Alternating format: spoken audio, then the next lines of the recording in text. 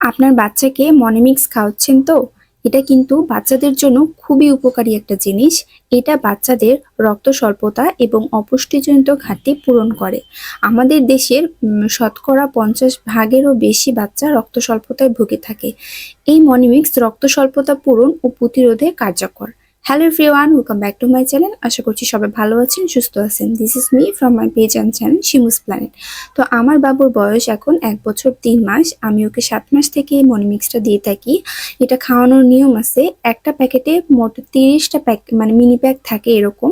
তো এটার নিয়ম হলো আপনার বাচ্চাকে তিন বেলা খাবারের মধ্যে যে কোনো একবেলা আপনি এই মনিমিক্সের পাউডারটা মিশিয়ে দেবেন। এটা একটা পাউডার জাতীয় খাবার, যেটাতে হচ্ছে স্বাদ বা গন্ধ থাকে না। খাবারের সঙ্গে মিশিয়ে দিলেও এটার কোনো প্রবলেম হবে না, আপনার বাচ্চা অনায়াসে খেতে পারবে। আর শিশু যে বেলায় বেশি খাবার খায় বা ক্ষুধার্ত থাকে, সে বেলার খাবারের প্রথম 2-3 লোকমার সাথে এক প্যাকেট মনিমিক্স খাওয়ানোই ভালো। যদি সবটুকু খাবারের সাথে মিশিয়ে থাকেন তাহলে আধা ঘন্টার মধ্যে খাইয়ে দিতে হবে। এই যে বাবুকে আমি দুপুরের খাবারে দিয়ে দিচ্ছি, এটা হচ্ছে বাবুর দুপুরের খাবার ছিল খিচুড়ি। এই খিচুড়ির মধ্যে আমি এই মনিমিক্সটা দিয়ে থাকবো।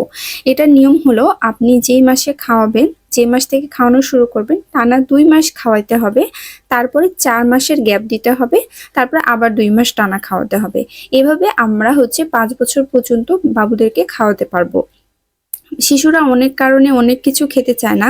এ কারণে কিন্তু অনেক সময় তারা অপুষ্টিজনিত কারণে ভোগে বা হচ্ছে রক্ত স্বল্পতায় ভোগে। তো ওই মনিমিক্সটা খুবই উপকারে আসে। এটাতে আছে vitamin A, C, folic acid, iron এবং জিঙ্ক। তো আমি আমার বাচ্চাকে তো 7 মাস থেকে দেওয়া শুরু করেছি। 7 মাস একটানা খাইয়েছিলাম 2 মাস। তারপরে 4 মাস বিরতি রেখে আবার ওকে স্টার্ট করেছি। তো এটা খুবই উপকারী। এটা হচ্ছে এসএমসি কোম্পানির একটা প্রোডাক্ট। আর ওয়ার্ল্ড হেলথ অর্গানাইজেশনের মতে বাংলাদেশের 6 মাস থেকে 59 মাস বয়সী শিশুদের অপুষ্টিজনিত ঘাটতি পূরণ এবং রক্ত স্বল্পতা দূরীকরণে মনিমিক্স খুবই উপযোগী। তাই আপনাদের যেসব বাচ্চারা খেতে চায় না বা রক্ত স্বল্পতায় ভুগছে, তারা কিন্তু মনিমিক্সটা ট্রাই করে দেখতে পারেন। আর এটা খেলে কিন্তু বাচ্চার রুচি খুবই বেড়ে যায়। আমি নিজে প্রমাণ, আমার বাচ্চাকে খাওয়াই, ওর রুচি মোটামুটি ভালোই থাকে, ও খেতে পারে মাশাল্লাহ। খুব বেশি না খেলেও যেটা খায় সেটা একদম ঠিকঠাক ওর বয়স অনুযায়ী। রুচিটাও ভালো থাকে এটা খেলে। তো যাই হোক, ওর খাওয়ার আয়োজন তো হয়ে গেল, এবার আমাদের খাওয়ার আয়োজন করতে হবে। আমি বেশিরভাগ রান্না রাতের বেলায় করে থাকি। তো বাজারে তো অলরেডি শীতকালে হচ্ছে নতুন আলু চলে এসেছে। আর নতুন আলু হলে তো আলুর ডাল, তাও যদি হয় হাঁসের ডিম দিয়ে, তাহলে তো কোনো কথাই নেই। এই যে হাঁসের ডিমগুলো দেখতে পাচ্ছেন, এটা কিন্তু আমাদের বাসার আমার শাশুড়ি মা হচ্ছে হাঁস পালে, তখন সেই হাঁসের ডিম এগুলো। তো ভাবলাম যে হাঁসের ডিম দিয়ে নতুন আলুর ডাল করে খাবো। তো হাজব্যান্ডকে বলেছিলাম, আলু কিনে এনেছে, নতুন আলু। তো সেই আলু দিয়ে আজকে আলুর ডাল করা হবে। আলুর ডাল আমাদের উত্তরবঙ্গে খুবই বিখ্যাত। মানে আলু দিয়ে বিভিন্ন ধরনের ঘাঁটি করা হয়, সেটা হোক মাংস দিয়ে, মাছ দিয়ে বা হচ্ছে ডিম দিয়ে, বিভিন্ন ধরনের ঘাঁটি করা হয়। আর বিভিন্ন দাওয়াত বাড়িতে যখন অনেক মানুষকে দাওয়াত করা হয়, এই আলু ঘাঁটিটা অনেক ফাংশনে থাকে, মানে বেশিরভাগ ফাংশনেই থাকে। দেখা যাচ্ছে যে মুরগি রান্না করা হলো, মুরগির গিলা কলিজা দিয়ে আলু ঘাঁটি করা হলো।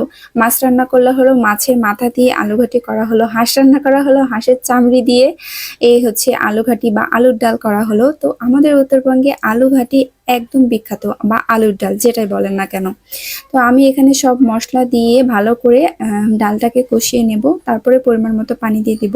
আমি বেশিরভাগ টাইমেই ডিম ভাজি করে আলুর ডাল করি, কিন্তু হাঁসের ডিম তো ভাবলাম যে গোটা গোটা খাই, ভালো লাগবে। আর হাঁসের ডিমের একটা ফ্লেভার থাকে, আলুর ডালে দিলে একদম আরো ফ্লেভারটা অনেক মজা হয়। আর আমার হাজবেন্ড তো আলুর ডাল খেতে খুবই পছন্দ করে। তো রাতের খাওয়াটা আজকে বেশ জমে যাবে। এই যে দেখেন, আমার মোটামুটি কষানো হয়ে গেছে। টমেটো দিলে তো আরো একটু টকটক ফ্লেভার আসে, খুবই ভালো লাগে খেতে।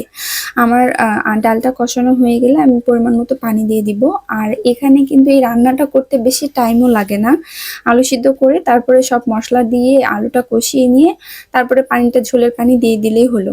আর এখানে ডিমটাকে আমি একটু লবণ হলুদ দিয়ে একটু ভেজে নিয়েছি। ভাজা ভাজা হলে খেতে ভালো লাগে। তো এই তো দেখেন, আমার হচ্ছে ডাল প্রায় রেডি। আজকের ডিনারটা খুব মজা হবে।